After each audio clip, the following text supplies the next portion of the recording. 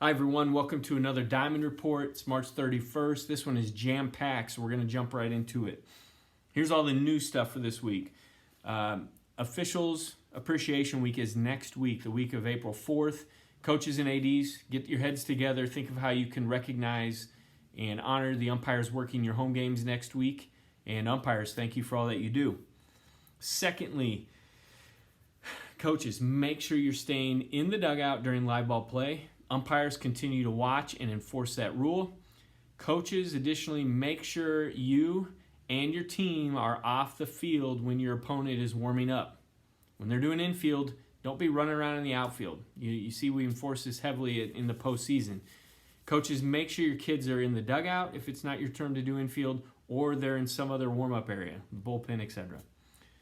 And again, coaches and umpires work together on that, and umpires continue to enforce that rule. I had a question arise in the last few days on if I've got a kid on offense who's the DH, but then on defense he's the pitcher, so we've got a pitcher/DH position player in the lineup, can I courtesy run for that player when they reach base? And the answer is no.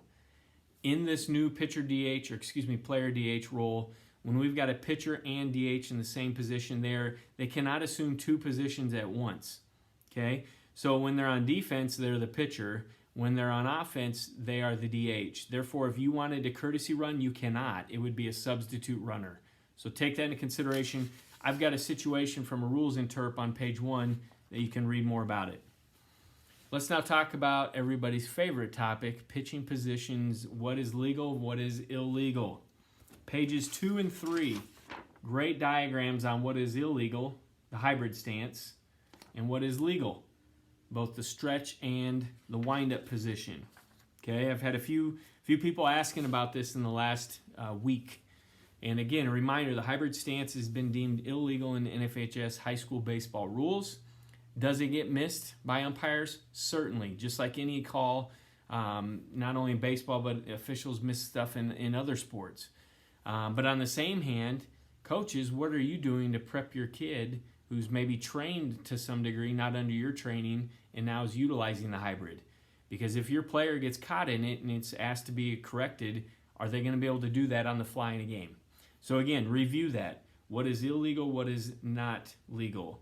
And we've got two stances. We've got the true stretch. We've got the true windup. Take note of that. Take a look at those pictures. Specifically for umpires, 1, make sure if you can, share a game this year with somebody that's new to umpiring or somebody that can use the tutelage and mentoring from an older, experienced umpire. Just keep that in mind as we try to retain umpires. Secondly, for umpires, we've got an NHSOA-sponsored 3-man clinic coming up on Sunday, May 1st. There's a link in this Diamond Report. There's a link on our officials page. If you're interested, email and register with Gary Eichmeyer ASAP. It's probably going to fill up quickly. All that three-man mechanic stuff right prior to districts is really, really important. Take note of that. Continuing with umpires, I've got a lot of you that don't have your schedules in. I've had observers needing schedules so they can see some of you. Get those things submitted through your NSAA login. And also, I've got about 55 applications from umpires to work postseason. I usually get about 100. If that's you that has not applied yet, you got about a week left. Those applications are due by Friday, April 8th, by the end of the day. So umpires that have not applied, give me your postseason application, including your availability on all those district and state dates. Now to coaches.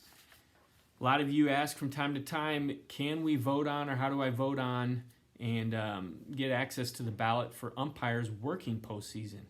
Those ballots are available in your NSAA login. They're available right now, and I'll take votes through May 1st. After that, I'm already assigned postseason.